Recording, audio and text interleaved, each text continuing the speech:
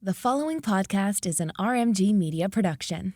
Tickets are on sale now. I'm so excited. Get ready to unleash your potential, ignite your business, and connect with trailblazers. The Renaissance Women Summit is back on February 24th in Nashville, Tennessee. Our summit is so much more than just a gathering of successful women. It is a powerful movement that aims to uplift and empower all women. Our highly anticipated third annual conference is a value-packed one-day event featuring unparalleled networking opportunities, enlightening panels, interactive workshops, and inspiring keynotes led by top-notch entrepreneurs and female leaders. You'll acquire the indispensable knowledge and insights needed to become a true Renaissance woman in the business world. Tickets are on sale now. You can get them at therenaissancewomensummit.com. We'll see you there. Welcome to the Renaissance Podcast, a podcast for Renaissance women and men who want to create a modern-day Renaissance in their life and business. We interview some of the most successful entrepreneurs and share their unique stories. Are you ready to create your Renaissance?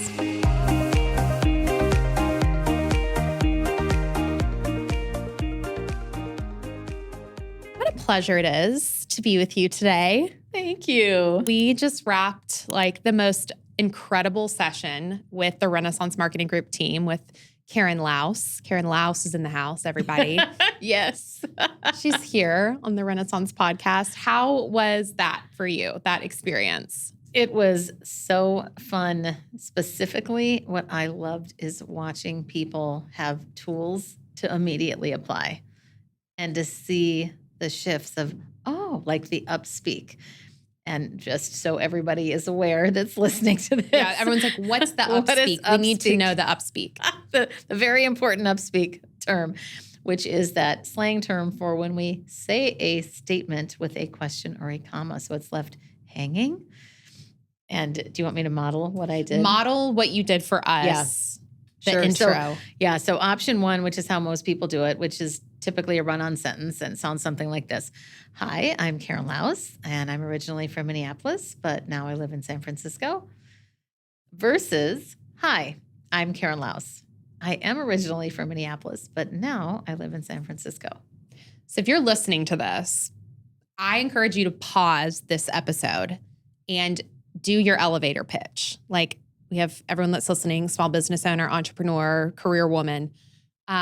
I did it when we were going around the office and everyone on the team was doing their introductions, and I couldn't believe that I caught myself doing the upspeak. And hi, I'm Sydney Dozier. I went up and I'm in social media marketing and I'm the CEO and founder. And I was like, oh my goodness, what a difference when we made that shift. And you were like, and then I changed and I was like, I'm Sydney Dozier, right? Is that better? Yes. Mm-hmm. I'm the CEO and founder of Renaissance Marketing Group. Group. See, I just did it. We're coaching you in the moment. Yeah, this is a continuation. CEO of Renaissance Marketing Group. I'm like, gosh, I know I am going to practice that. Why do we have so much self-doubt in us? I mean, I feel like it's just existing and we need to shake it out. We need to turn ourselves over on the head and just shake out all the self-doubt. I like that. I like that visual of shaking. I'm such a visual learner that and that was one thing Tracy Litt said to me. She was like, brush it off. She's like, any negative vibes, physically brush it off of you. And she's like, it's amazing what it can do. Yes, exactly. Well, a few different things come up for me. So what can we do about it? Well, first of all, why? We've been culturally conditioned for a long time to do that, which is unfortunate. I should not be laughing about that, but I do think that it's important to have some lightness about this too, and totally recognize that there is hope for all of us.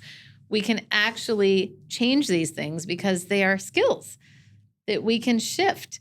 But when we're around people that do the things that we have learned, we are going to model the things that we were taught from our childhood, from the people that we hang out with.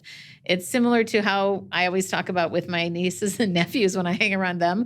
I leave saying lots of like, because that's what I pick up. It's the same idea. Mm-hmm. But one of the things that I love as an exercise, speaking of that brushing it off, is the Broadway musical technique, which we talked about today. So good. And this is about changing up the neural pathways in our brain to that message of self-doubt. So for example, a lot of women have that self-doubt message of I'm not good enough, or who am I to be getting this promotion, or whatever it is, starting a business.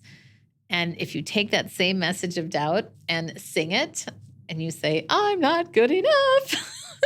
I'm so bad at my job. And you're like, oh my gosh, that is so silly. I know. You would never Suddenly, do that. Right. And there's of course, you hear both sides of the coin. There's also the power in having affirmations, of course, that are the thing that we do want to move toward. But there is something really magical about that Broadway musical technique because it stems in neuroscience that when we change up the meaning of that message, it completely shifts how we think about it. And that in and of itself can help us now suddenly, if we're laughing and giggling at singing, I'm not good enough, somehow when we say that again another time, the meaning isn't as strong.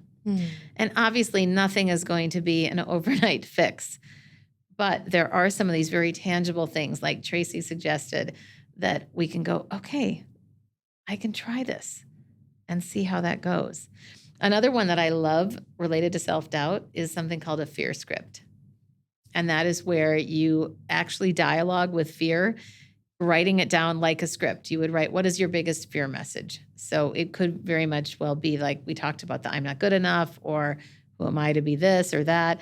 And then write what your highest self would say back to that fear. And it's amazing how when you do this exercise, how it starts feeling real and you start separating fear from you, fear or doubt from who you actually are. Because I have found, and I've done this with my clients, I've done it myself as well, that when we respond to that message of fear or doubt, we actually know what to say back to it. I love that because I feel like as women, we are constantly changing our minds about ourselves. I think that we're hot and we're cold. This is hormones. This is just life. This is, I know just things we're experiencing, people coming into our ethers that, are negative vibes, whatever. And it all affects how we feel about ourselves. It's not all what we're saying. There's a lot of output there that's coming in that's negative. And I feel like the practice of, I like that you said, what would your highest self say?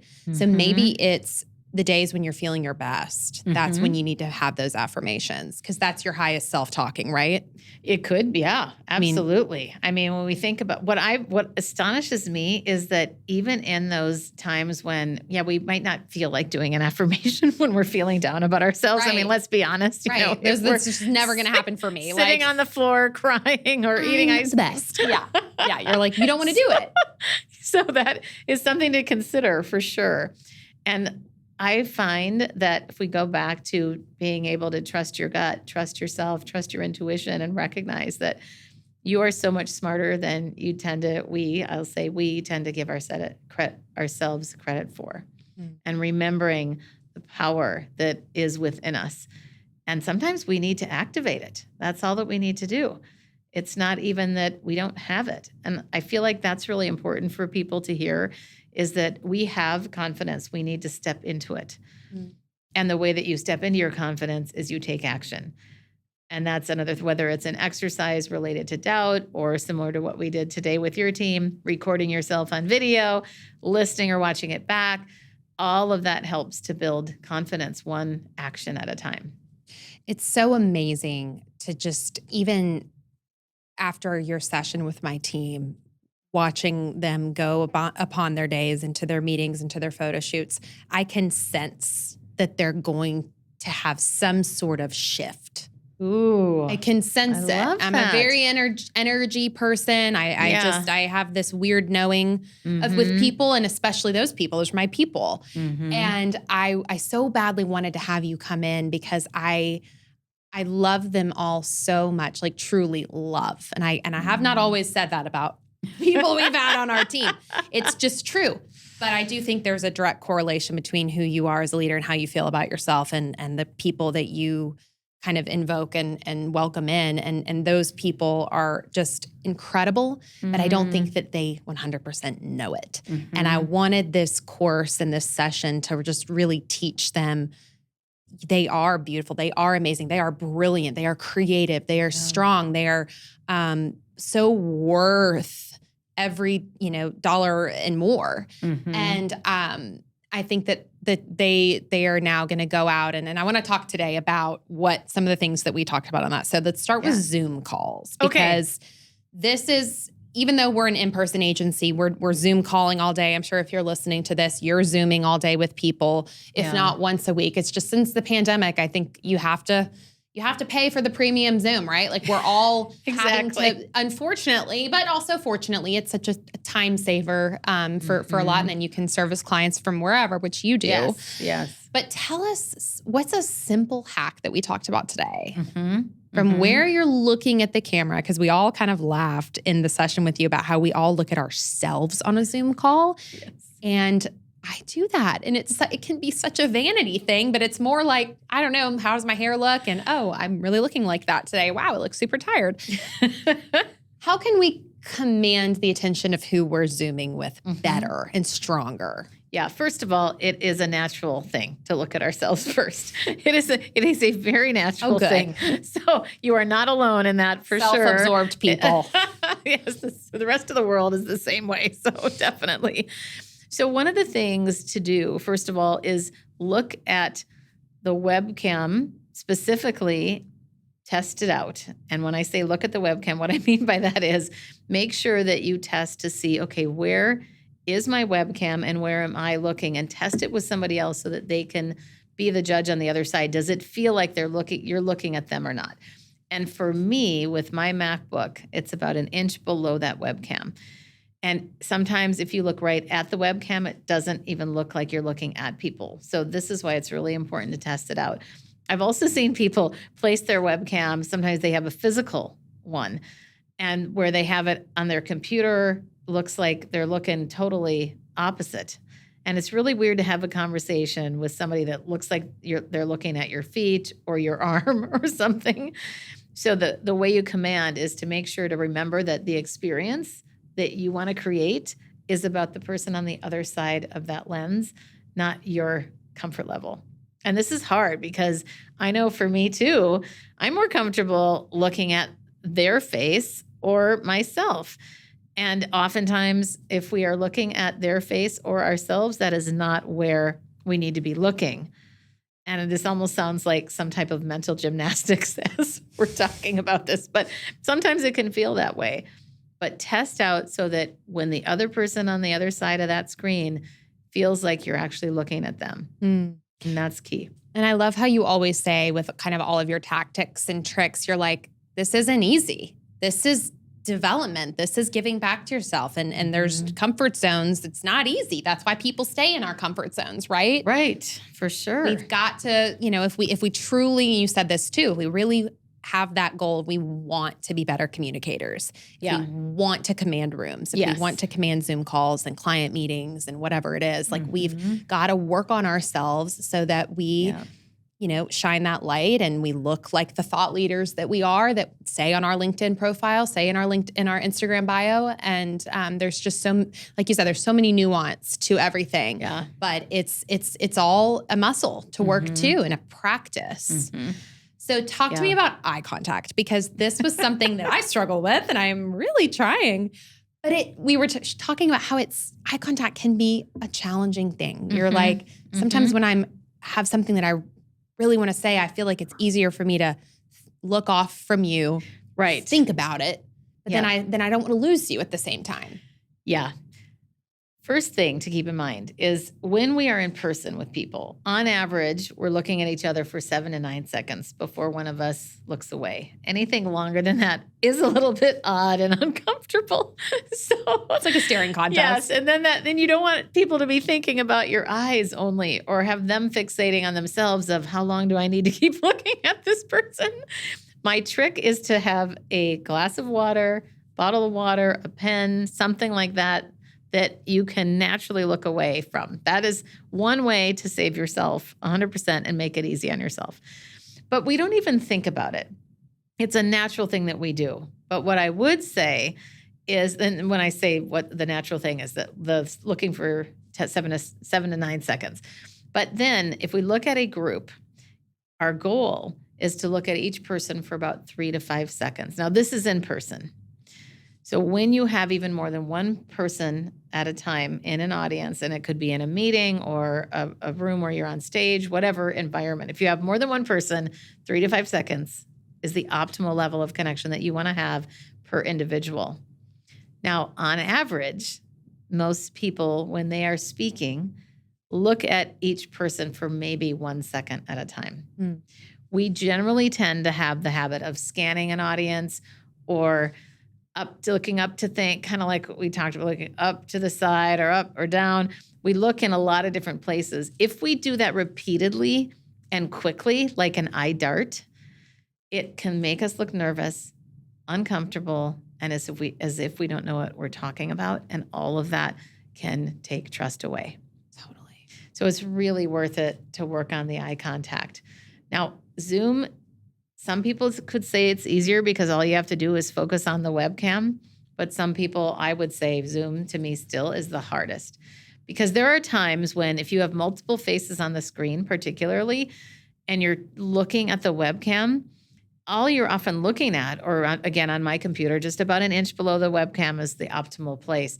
It is sometimes a black screen in the back or the little line between two people's faces. And it's really uncomfortable. But I know the payoff, going back to what you said earlier, the payoff related to working on this is worth it to me because I know, and I've had people compliment me on Zoom and go, wow, I really feel like you're listening to me and your eye contact is it's funny how people will notice it. I loved what you said too, how you lead Zoom calls with clients. You say, what are your goals for this Zoom call? Is that what you say?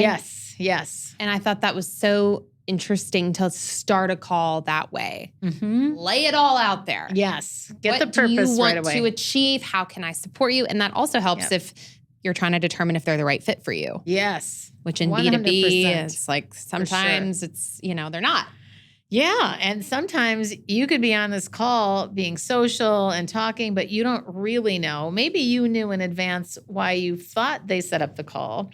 And in fact, I have a really great example of this because I remember meeting somebody in one of those social media chat rooms, Clubhouse, back during the pandemic. Oh, yeah, Clubhouse. I was huge on Clubhouse. And we could go. That was a whole other podcast. That was a whole other one. But one of the women set up a call with me. And I honestly thought it was more of a networking call, not a potential client. And she asked me the question that a lot of people ask in the world, which is, tell me about yourself. Now, I could have and almost started with my personal story of where I'm from and where I went to college and my career trajectory. And I am so glad I stopped and I remembered my own advice. And I asked her back, well, what about me most interests you? What would you like from this call? And what's hilarious is that then she talked for a good 5 minutes. Maybe it wasn't quite 5, but it was a little longer than expected. And then she got round to saying at the end, I guess why I really set up this call is I want to work with you and I want to know what it costs. You're like, okay. I went, okay, now I know where we can go here. And imagine I could have wasted a good 5 minutes talking about myself, thinking, because a lot of times people will call me for career advice or informational interviews. And I'm so glad I listened to my gut and asked her because she did become a client. It was a beautiful, beautiful shift in the conversation that I didn't expect, but it all started with asking.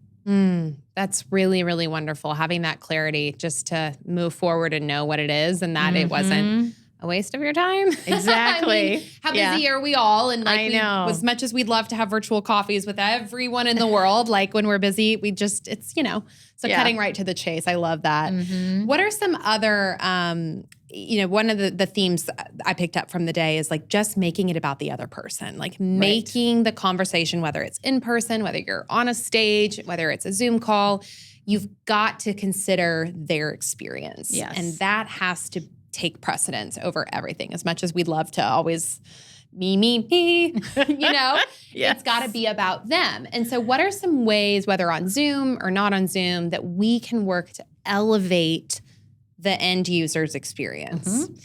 First thing is to ask questions of them.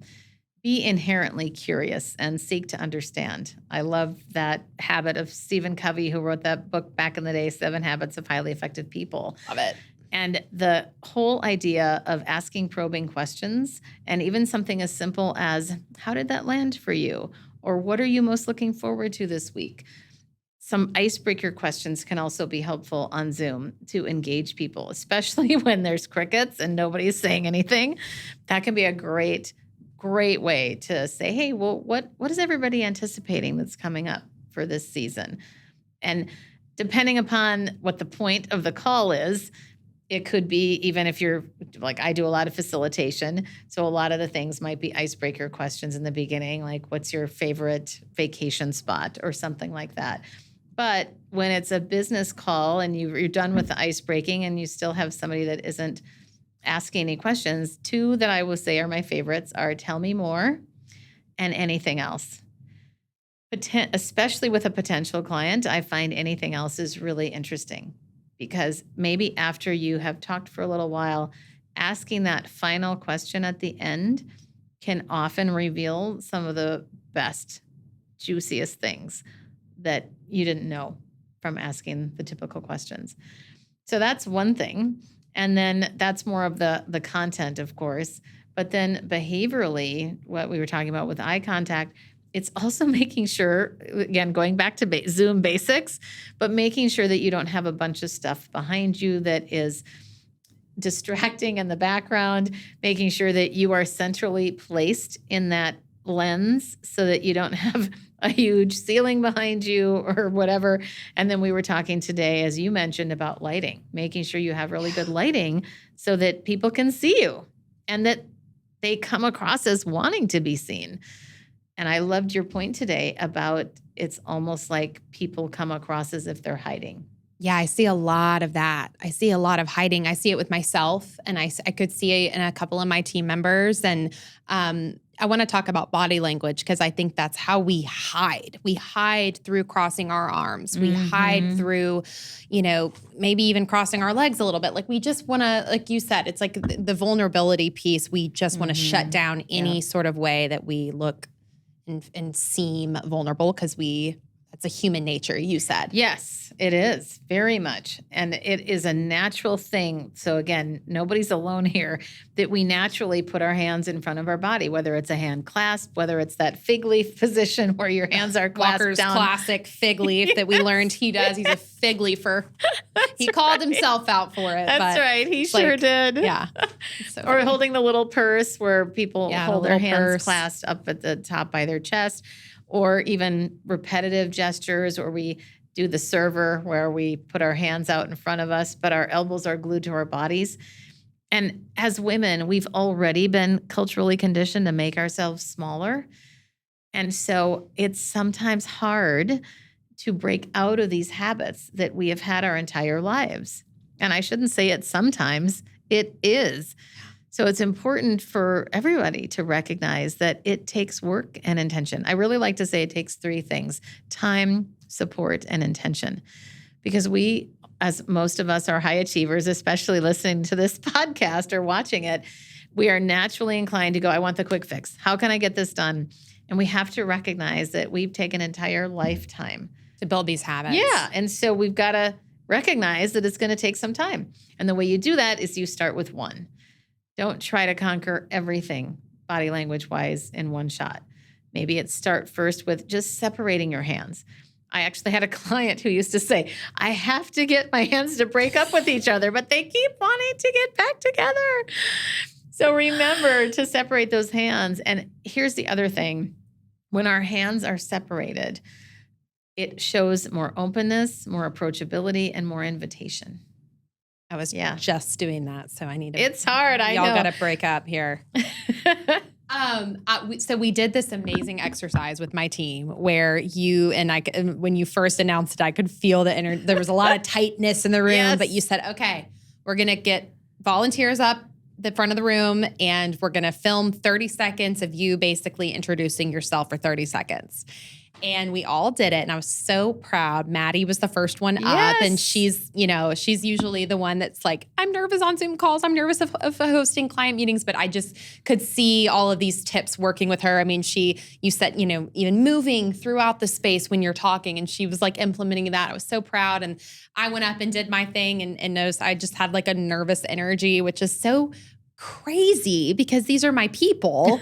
And, I don't know why I would have that. Walker was saying the same, that, it felt, we just all of a sudden got nervous in front of people that we talk to all the time. Why is that? Like, it's just the weird psychological thing when it comes to presenting. It's the psychological component, not to mention that suddenly now, people are going to be recording you on video and being critiqued.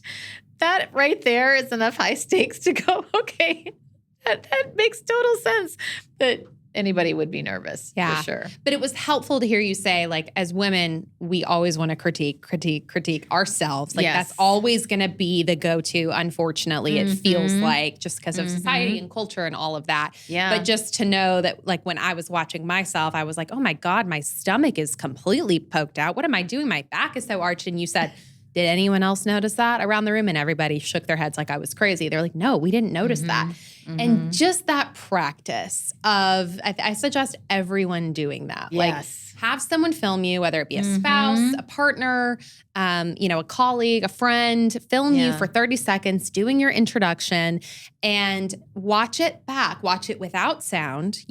That was a really good tip, to watch your body language, how your legs are, and you gave a tip and you said you need to have all your weight planted. Don't put all evenly on both legs. People tend to put all their weight on one and kind of lean and just really work on that, and then put the volume on and just see how you're sounding. Yeah. Because voice is also a big thing we talked about Absolutely. today. And that's also another interesting tip and trick, is to turn the camera away. Well, when you're watching it back, to listen only. In other words, cover that video so you don't see it, because we're naturally going to be distracted by the physical things that we're doing or the way that we look, because again, we're all fixated on ourselves. But the voice is so powerful. And when we can pay attention and also notice, are we using filler words? Are we pausing for emphasis and taking that time to show control? Because when we speak too fast or too slow, frankly, either of those are going to be distracting. And a lot of times, similar to what you said earlier today with the group, you just want to get off the platform. So a lot of times we speak fast. We sometimes even lose our articulation, which I find interesting. We tend to mumble and speak really quickly because we want to get it out as fast as we can. And yet when we can have those pauses, and ideally pauses would replace things like so, if we can pause instead, not only will we come across as more credible, but we will engage people longer because we have more vocal variety when the pauses are there. And nobody wants to listen to a monotone voice anyway. That's one of the biggest ways to put your audience to sleep. Yeah, right? I mean, it's all about the voice and the tone. I find that listening to podcasts is helpful too. Like, some of my favorite people that really pull me in, that can get on a mic and just do a whole solo episode by themselves. I find those people the most interesting. I tried to do one of those and I couldn't do it because I was like, and then I got in my own head. And I think, that's the other thing we talked about today is like, how do we as women stop getting in our own heads? How do we just get rid of that horrible narrative that we're telling ourselves? And I know I kind of already asked you this question earlier, just like, what can we do with affirmations and such? But you know what? I have a tip for that. Give us a tip. Yes. It's something I call 5 and 5. It is asking 5 people that you know and trust for 5 positive qualities about you. Sometimes we need that external affirmation to see what other people are seeing. So when you go out and you find these 5 people, ideally, I recommend maybe a couple people at work, a couple people in your family, and a couple of friends, something like that. Some mix of people that see you in different environments. And then write those things down. Keep it in a notebook or on your phone and have it at the ready, especially when you are feeling a little bit down. And what I find fascinating about this exercise, and I have done this with lots of different people, and especially the ones that have hesitated to do it, or they say, oh, I didn't do it yet. Okay, Karen, I know that's my homework, but they just can't quite get themselves to do it. I have had each time, I'm thinking about 2 in particular with 2 women who then did it, and they said, oh my gosh, it was so amazing. And I saw these themes that evolved out of it. And that's one of the things I find really interesting are the themes. And to take this a step further, I used to, I'll share my experience because I never thought of it being a strength of mine in business that I make people feel comfortable. When I was a kid, people said that to me in high school, in college, and I thought, that's nice. Every time I just thought, oh, that's nice. When I started in business, I realized, oh my gosh, this is a theme that I need to recognize as a point of differentiation for my brand. And sometimes these personality traits, these personal qualities are really important for us to look at and recognize that in business, we have the tactical and we have the character. And the character traits, the character strengths are things that people don't generally talk about, but they're always there. So that's even when I coach people on interviewing, I say you're going to blow somebody out of the water if you say, I want to tell you about my tactical strengths as well as my character strengths. And when we think about personal branding, how important that is to put that out in the world and say, this is something. So now I know that making people feel comfortable is now something called psychological safety, which we never talked about many, many years ago when I was growing up. This opened up so many avenues for me because I feel like, playing to your strengths, your character strengths as a business owner, that's not talked about a lot, but that's so interesting. And it's like the age-old thing of people want to do business with people that they like. Yes. And when you are likable, it can truthfully be your superpower. It can lead to so much longevity. It can lead to stronger relationships in business and just more opportunities in business. And I think about, if you get in your head about competition and competitors and, oh, well, so many people offer this service, so many people do this, but there's only one you. Exactly. And if you really lean into that practice of, well, okay, the theme I'm noticing, people say this about me. I make them feel X. I'm really going to lean into that and use that as my superpower when I start to feel the self-doubt. Absolutely. Yeah. And that is a really good reminder of where we started with the workshop today is what kind of experience do you want people to have around you? And even starting by writing that down, that can be an exercise for anybody listening and saying, how do I want people to feel around me? Or how do I want them to talk about me when they leave an interaction with me? When we can start writing that down and manifesting it essentially is what we're doing. And I realized I meant to share this with the group today that I remember thinking I was skeptical about affirmations years ago.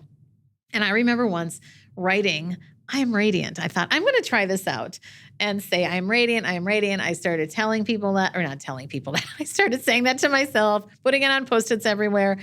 And I'm not kidding. Within a couple of weeks, I had 2 people flat out tell me I was radiant.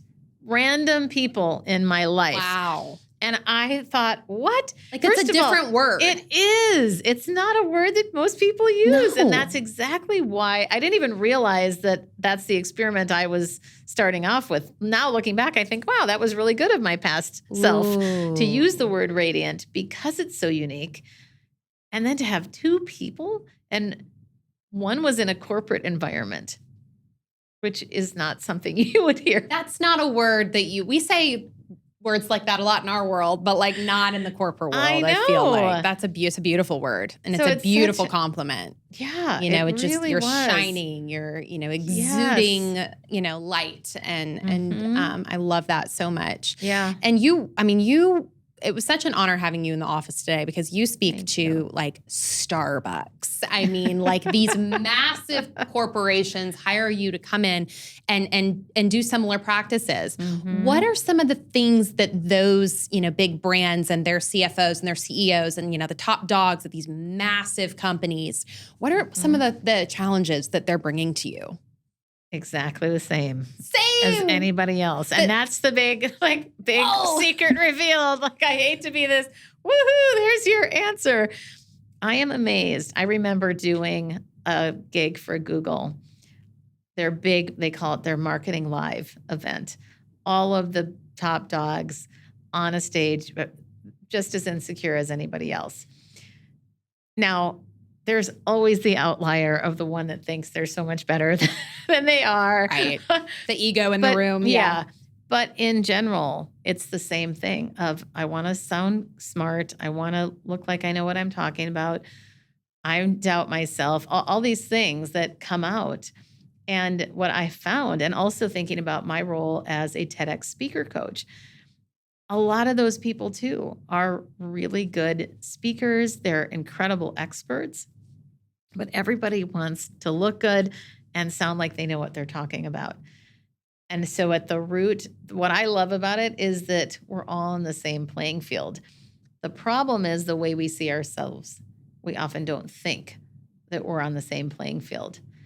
And that's the mind shift that we need to work on for those of us that doubt ourselves more than the average person. But I would say most of us doubt ourselves on lots of levels. And there was a whole book I used to teach on when I did corporate leadership training with the Gap. I was working for them. They had done training out of this book, no pun intended, called The Knowing Doing Gap by these two researchers out of Stanford called Pfeffer and Sutton. And the fascinating thing is that out of their research came, and they interviewed people all over the world in companies. 3 things that we are all most committed to as human beings are, number 1, looking good, number 2, being right, and number 3, being in control. Looking good, being right, being in control. And what I found so valuable about that is that if we can know that almost everybody is thinking those things. I want to look good, I want to be right, and I want to be in control. That can also give us more compassion for people sometimes. This is maybe a little bit off topic of what we're talking about today. This is super interesting. But it can help us have more compassion for people when they are behaving badly, shall I say, or behaving in a way you go, gosh, why are they being that way? Oh, maybe they are just trying to look good right now. Maybe they're trying to be right. Even though they're not, they're trying to try. I mean, who knows? But at the end of the day, I feel like it can help us have more compassion for people. I think compassion and empathy are the 2 things that are going to accelerate us as leaders, as people. I think that the more compassionate we can be, the more empathetic we can be, the more put yourself in their shoes, even though that's such an age-old thing. But it's the most, I think it's your power strength if you can tap into it.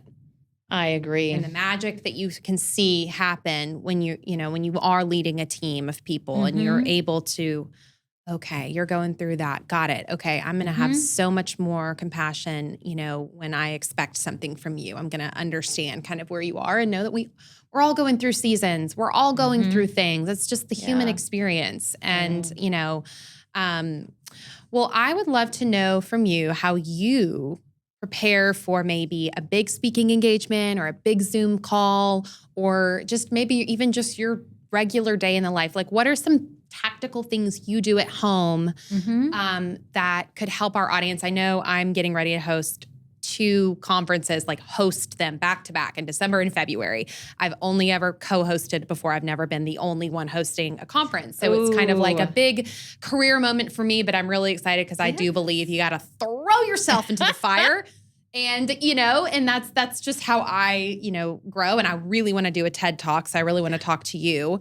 Yeah. And I'd love to hear more about that you do. But yeah, talk to us about Karen's day and things that Karen does to prepare. I'm going to start with the biggest thing that I recently did, which was become a TEDx MC of the entire event. So cool. And I have so much I can learn from you. I will say, I was rehearsing the day before thinking, wow, I had this epiphany the day before because it was a lot of work. I'm not used to writing up a script. That's not something that I do. If we go back to the day in the life of Karen's real life, I don't do scripts. I recommend Post-it notes with trigger words. That is the way that I prep. I do have a 4-step focused framework, which I'll tell you about in a minute, but we'll come back to that. But that Post-it method is so powerful, which is why when I was doing this MC role, there were a lot of other hands in the fire, if you want to call it that, or cooks in the kitchen, because there had to be.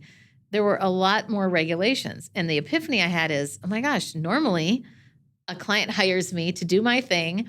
I'm not relying on anybody else. No one is looking at my script. They know what their end result is.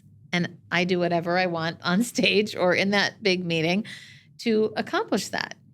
But here I am now standing next to, in this case, I had a co-MC, and I'm realizing I can't improv this because she needs to know what I'm going to say so that she can say the next thing. And here's the other trick that I used for that, though, and this is what I would recommend, and this is a day in the life of me.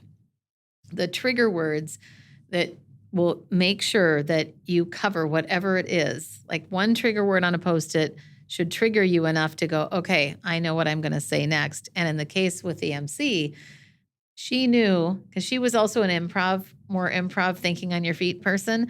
So she knew that keyword that I said was her cue for the next thing. I didn't script it out, although I had to write the script. I didn't actually use the script, if that makes sense. I didn't read it. I didn't have any notes up there. And what was so interesting about it is having all these other hands in it. So the executive director said, Karen, I trust you and you have total freedom to say what you want up there as long as this guides you. And that was really helpful. Wow. But it was one of the hardest things that I've ever done because of and it was like hosting the Oscars. Yeah. I don't know how, and you don't have the prompters. And Right. There was no they're reading prompt. from prompters, I'm pretty sure. They can have that. They Well, can. at least at Minneapolis, the TEDx event that I did, and all of them are independently organized. So there are some differences, but they still all have to be fully approved by Big Ted, as we call them. Right. What was also an interesting learning is that I was asked if I wanted to use the confidence monitor. And because I'm such a last minute person, I thought I can't even think about how to do that and get them to the production team a week or two in advance. So I thought, no, I'm going to pass. And here's what was so good that I passed, because the day before the event, the confidence monitor was in front of the red dot. That is not where we were standing as the MCs.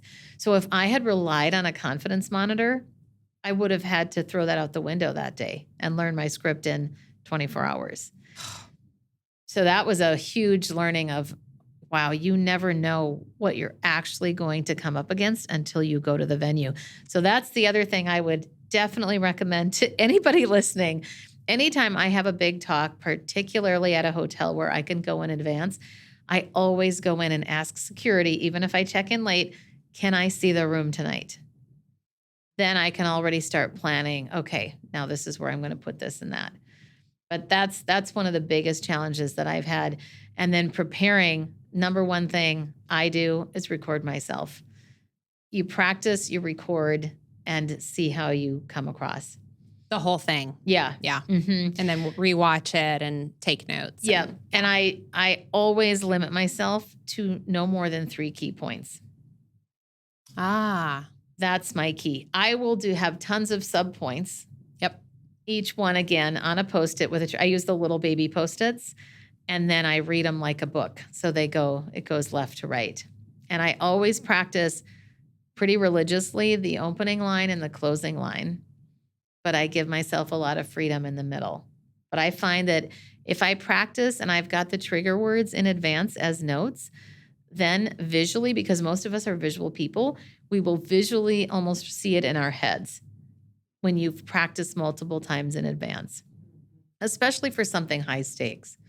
But then the 4 steps I would recommend as far as you begin to prep is number one, think about your audience and what they care about. Some adjectives that would describe them. Are they skeptical? Are they risk averse? Are they risk positive or whatever? That's not the right word for it. But really thinking about your audience. And then the second thing is to know what is the point of your entire message.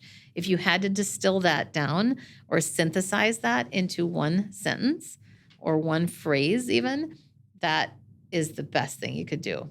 Bluff. That's The what bluff, I just remember. bottom line up front. Bottom line up front. That's a military term. You It taught that is. today, and now we Yes. know. Get to the point. Yes. Sorry. And a good test for that is to go back, and this is one of the exercises that I mentioned with your team. Go back and read your last 3 emails and ask, where was the point? Did I too build much a fluff case? in there? Was there too many? Exactly. I feel. That's what I have found, frankly, writing it and then going back and going, oh my gosh, I wrote I just wanted to update you versus I wanted to update you, or here's an update. Or the one that you used, I love that. I use that a lot, is let's get started, or let's collaborate, or it feels very, again, collaborative, not to overuse the word. Yeah, it is. But it feels really inviting. Yeah. Oh, yeah, let's go at this together. I remember a client that was so enthusiastic but had not signed the contract. And I remember I'm currently there with a client. Oh, so gosh. like this is good for me. This is good. I remember saying something in the very beginning, something like, really excited. Let's get started. The first step is to sign the contract, and then we can set up the meetings and get everything going. And if we can focus in that positive direction, and also remember, going back to point 1 in this focused framework to know your audience, is what is the benefit to them? Why should they care? Always framing things to the lens of the listener. And then the action step. What is the action that you want them to take? So just to recap, because I think I got out of order I a little interrupted bit. you also. No, that's okay. Know your audience, number 1. Number 2, know your point. Number 3, what is the action you want them to take? And then number 4, what is in it for them, the benefits. If you start with that and just brainstorm, and I love to honestly, what I do at home, I put a big piece of flip chart paper on the wall, and I take those little Post-its, and I write every idea I have, I write down on one Post-it.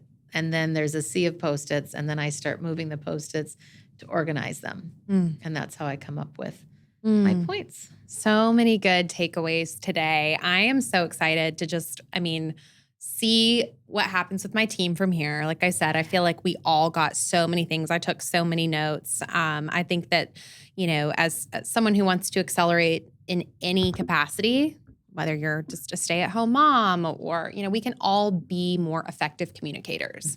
We can all be working on our confidence. Even if we're the most confident person, there's still areas that we're showing up that maybe someone else wouldn't think that you're super confident. And, having your safe circle, your trusted people that kind of share with you. Like we all kind of went around the room and watched my video, which was like, oh God, like vulnerability. Brave leadership. And everyone said something really nice, which was very kind. But I really wanted to know, okay, well, what can I work on, people? Like you're being very sweet. But they did share, and it was a little bit of my posture and my delivery and just nervous energy that I was exuding. And I'm like excited to go and film myself and, work on that because, this is how business continues to do well. You've got to be a strong deliverer of the message that, if you have it in your LinkedIn profile and you're standing behind that, like make sure that you're able to articulate it well and come across, like this person that, fake it till you make it, baby. And it's all about that, right?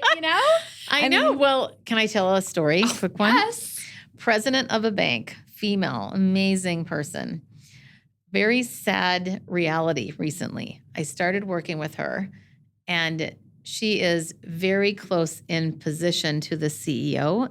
There is a promotion opportunity for her. But the CEO for the past 2 years has been telling her direct boss, I don't know, there's something about her. There was something that she couldn't put her finger on, but she heard, because he said, I know intellectually, he didn't quite say this, but basically he knew that she was really capable, that she's really good at what she does, but he somehow has not been moving to that point of promotion or rallying for her to get promoted. when she and there may be a lot of other reasons, but what I can tell you is that what we worked on in our first session was the recording with her voice and the way she comes across as kind of timid in her presence, hesitant, soft-spoken, and her whole goal is to speak with power. That was an aha for her. She said, oh my gosh, I think this might be why the CEO doesn't think that I have what it takes. And that was that moment of, I think you're right too. I hate to say it, but you come across, I know you're really smart. I know you've got tons of accolades from clients, from your team, but on that next level of leadership, it doesn't quite seem like you're taking command. Even I talked to her about when she greeted me. Later, when I talked to her, I said, even your handshake, the way that you approached me, we want to have more strength in our voices, our posture, and our handshakes as well. And I love how you explained to my team that you don't have to be this extroverted person, right, to be a strong communicator. Like, I have an office of half the office I would say is extroverts, half of it is introverts. Mm-hmm. And, as creatives, mostly creatives I have on my team, like it's easy to just be introverted because you're just busy being creative. Mm-hmm. But if you're choosing to, have a career and like I said earlier, accelerate, like the presentation, the delivery, all of that is so important. And it just shows, like, are you confident in that work? Because if you're confident in it, it's going to sell. It's going to work. Exactly. So just leaning into that. Well, you are amazing. I want to talk about your book before we wrap. Tell us about Trust Your Own Voice. This is amazing. I have a copy. I told you my son is 1 year old and he's already loving it. He's just like, okay, here we go. But tell us about the book, when it came out, where everyone can get a copy, and what to expect, because it is fabulous. Thank you. Well, it is a guidebook for confident communication. And I always tell people I wrote a book that I would read. I like practical how-to tips without fluff. And this is truly a guidebook. And you don't have to read it in any order. I always tell people, look at the table of contents, pick the chapter that most interests you. And I would say number 10 is a big one of sentence prompts. Everybody wants to know, what do I say for conflict, for self-promotion, whatever it might be. It is all in there. And then the first chapter is the story of my childhood and the mixed messages that I received that led me to where I am today. And you can get it on Amazon, and it is all about truly trusting your own voice. And I will tell you a side note, full disclosure here, that it's kind of ironic that the title of my book is Trust Your Own Voice, because I did write the book myself, but I want to tell you the backstory. I initially hired a ghostwriter. And I laugh because I used to criticize people that would hire ghostwriters, because I always thought, well, why wouldn't you just write a book yourself if you're writing a book? But I didn't understand all the reasons why. So I have been humbled and definitely understand that now. But was very enamored with this person I met on Clubhouse, ended up paying him a ton of money, and his first draft was terrible. And I thought, I was driving to the gym that morning saying, he didn't even understand the point of my book. And then I had to ask myself, and I actually said out loud, honey, what is the point of your book? And then I thought, it's about trusting your own voice. And that's when I realized I needed to write this book myself. And that's what I did. Amazing. And it came out last June, 2022. And it has been going really well. Yeah, that's awesome. Well, and you speak on many stages, you host many different events, you train, from the little Renaissance team to the, Google. I mean, you really hit it all, and it's just amazing. You have such a gift. Thank you. Really make people feel comfortable, even Thank if, you. where my team said that today too. They're like, yeah, you really did.